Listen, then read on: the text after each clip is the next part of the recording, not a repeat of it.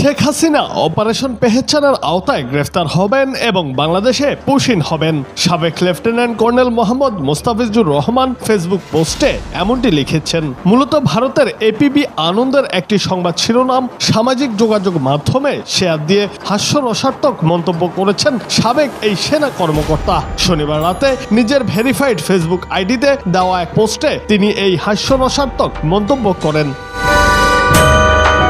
APB আনন্দের সংবাদ শিরোনামটি ছিল বাংলাদেশিদের গ্রেফতার করতে অপারেশন পেহেচান, নয়ডা থেকে গ্রেফতার 10।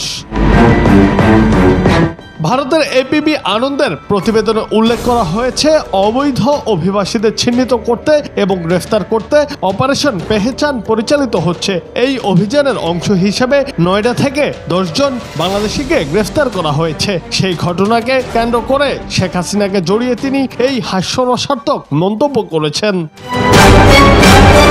ছাত্র জনতার গণ অভ্যুত্থানে গত 5 আগস্ট প্রধানমন্ত্রীর পদ থেকে ইস্তফা দিয়ে ভারতে পালিয়ে যান শেখ হাসিনা। এরপর থেকে তিনি দেশটিতে অবস্থান করছেন। জুলাই গণ অভ্যুত্থানে পরিচালিত হত্যাকাণ্ড এবং গুমের ঘটনায় জড়িত থাকার অভিযোগে ক্ষমতাচ্যুত প্রধানমন্ত্রী হাসিনার পাসপোর্ট বাতিল করা হয়।